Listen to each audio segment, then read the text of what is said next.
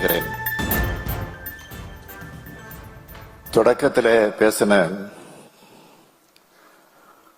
மரியாதைக்குரிய LMW செயல் தலைவர் சஞ்சய் தேவர்த்தனவேல் அவர்கள், நான் அடிக்கடி இந்த பகுதிகளுக்கு வருவதால் பல திட்டங்கள் வந்திருக்குன்னு சொன்னார்.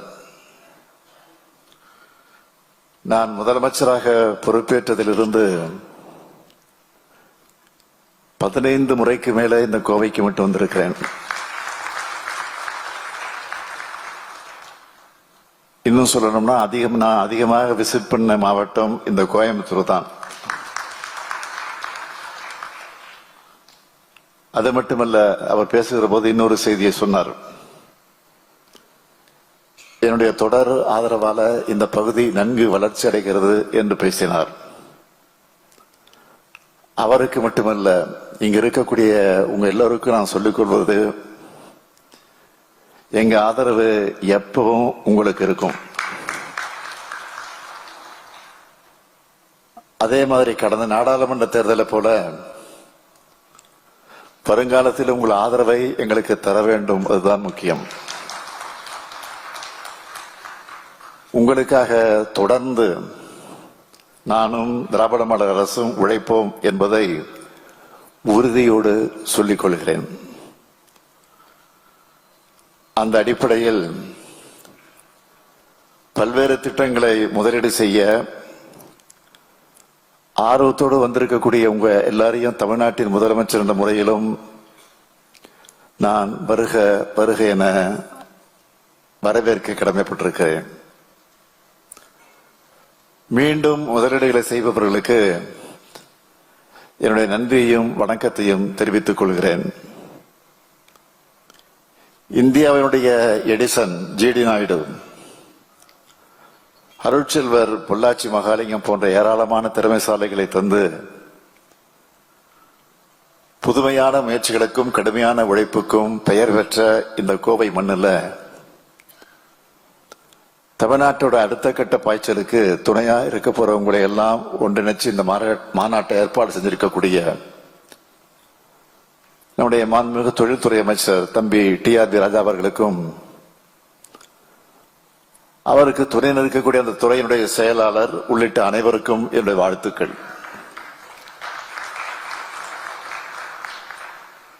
இங்கே வந்திருக்கக்கூடிய முதலீட்டாளரான நீங்க மற்றும் ஒரு மாநிலத்துக்கு வரல. கடந்த 4 ஆண்டுகள்ல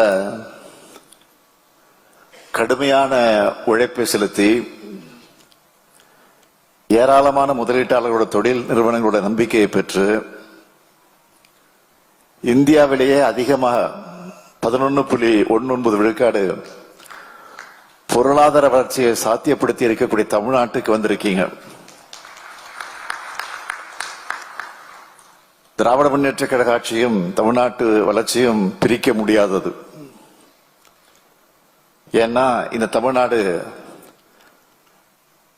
அறிவுத்தரத்திலையும் உழைப்பிலையும் சாதனைகள் படைக்கிறதுலையும் உலக நாடுகளுக்கு இணையா இருக்கணும் என்னும் எங்களுடைய லட்சியம். அந்த லட்சியத்தை அடையணும் என்ற வேட்கை எங்களுக்குள்ள இருப்பதால் தான் தொலைநோக்கு பார்வையோட மற்ற மாநிலங்களுக்கெல்லாம் 25 ஆண்டுகள் அட்வான்ஸா சிந்திச்சு திட்டங்களை செயல்படுத்திக்கிட்டு இருக்கோம். 1971 சிப்காட் ஆரம்பிச்சதா காரணத்தினால்தான் உலகமயமாக்க அறிமுகமான பிறகு அந்த வாய்ப்புகளை தமிழ்நாடு சிறப்பா பயன்படுத்திக்கிச்சு. கம்ப்யூட்டர் தான் இனி எதிர்காலம்னு பாடத்திட்டத்தில் சேர்த்தோம். இந்தியாவிலேயே முதல் மாநிலமா 1997 ஐடி பாலிசி கொண்டு வந்தோம். டைடல் பார்க் உருவாக்கணும். இப்படி என்னால லிஸ்ட் போட்டு சொல்லிக்கிட்டே போக முடியும்.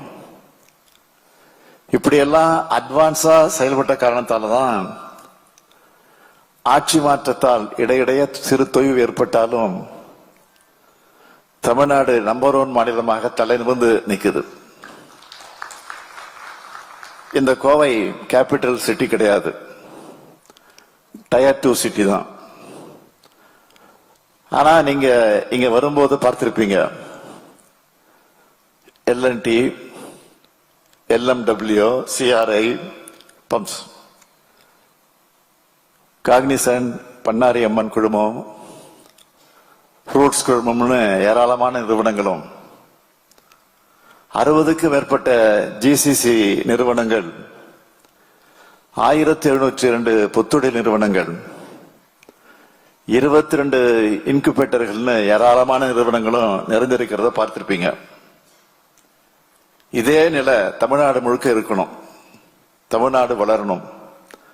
அதுக்கு நீங்க எல்லாரும் துணை நிற்கணும். நான் முதலமைச்சரா பொறுப்பேற்றதும் அனைத்து மாவட்டங்களுக்கும் பரவலான சீரான வளர்ச்சி இருக்கணும்னு சொன்னேன். அதனால தொழில்துறையை சார்ந்த யாரை நான் சந்திச்சாலும் தமிழ்நாட்டுக்கு முதலீடு செய்ய முன்வாங்கன்னு கோரிக்கை வைக்கிறத வழக்கமா வச்சுக்கிட்டு இருக்கிறேன். தனிப்பட்ட முறையில் மட்டும் இல்லாம சிறிய அளவிலையும் பெரிய அளவிலையும் முதலீட்டாளர்கள் மாநாட்டை நடத்தி தமிழ்நாட்டில் இருக்கிற வாய்ப்புகளை எடுத்து சொல்லி முதலீடு செய்ய அழைப்பு விடுக்கிறோம். U A E, Singapore, Japan, Spain, America, Germany, England ஆகிய நாடுகளுக்கு நானே நேரடியா போய் பல்வேறு தொழில் நிறுவனங்களோட தலைமை பொறுப்பில் இருக்கிறவங்களை எல்லாம் சந்திச்சு தமிழ்நாட்டில் இன்வெஸ்ட் பண்ண வாங்கன்னு அழைப்பு விடுத்திருக்கிறேன். இப்படி நடத்தப்பட்ட 17 முதலீட்டாளர் மாநாட்டோட விளைவா இதுவரைக்கும் 1016 புரிந்துணர்வு ஒப்பந்தங்கள் மேற்கொள்ளப்பட்டிருக்கு. இது கடந்த ஆட்சி காலத்தின் கடைசி 4 ஆண்டுகளை விட 2.5 மடங்கு அதிகம். இந்த புரிந்துணர்வு ஒப்பந்தங்கள் மூலமா 11,40,731 கோடி ரூபாய் அளவுக்கு முதலீடுகள் உறுதி செய்யப்பட்டு நேரடியாகவும் மறைமுகமாகவும் 34 லட்சம் பேருக்கு மேல வேலை வாய்ப்புகள் பெறுவதை உறுதி செஞ்சிருக்கிறோம். எத்தனையோ மாநிலங்கள் இருக்கு, எத்தனையோ அரசுகள் இருக்கு. அவங்களும் கூட அவங்க மாநிலம் வளரணும்னு முதலீட்டாளர் மாநாடு நடத்துறாங்க, புரிந்துணர்வு ஒப்பந்தங்கள் போடுறாங்க. ஆனா அதோட கன்வர்ஷன் ரேட் என்ன? எத்தனை ஒப்பந்தங்கள் தொழிற்சாலைகளாக மாறுது? அதுக்குள்ள நான் போக விரும்பல. தமிழ்நாட்டை பொறுத்த வரைக்கும் கன்வர்ஷன் ரேட் 80%, 80%. நம்ம திராவிட மாடல் அரசுல போடப்பட்டிருக்க 1016 புரிந்துணர்வு ஒப்பந்தங்கள்ல நிலம் வாங்குறது, வணிக உற்பத்தி, சோதனை உற்பத்தி, கட்டுமானம் தொடங்கப்படுதுன்னு 809 திட்டங்கள் பல்வேறு செயல்பாட்டில் நிலைகள் இருக்கு. அது மட்டுமல்ல, புதிய ஐடியாவோட இளைஞர்கள் தொழில் தொடங்க முன்வந்தாலும் இந்த திராவிட மாடல் அரசு அவங்களுக்கும் சப்போர்ட்டா இருக்கு. போன மாசம் கூட இதே கோவைக்கு வந்து உலக புத்தொழில் மாநாட்டை தொடங்கி வச்சான். அதுல பங்கேற்ற இளைஞர்கள் எந்த அளவிற்கு திராவிட மாடல் அரசு அவங்களுக்கு உறுதுணையா இருக்குன்னு ஊடகங்களுக்கு அளிச்ச பேட்டிகள்ல சொல்லியிருந்தாங்க.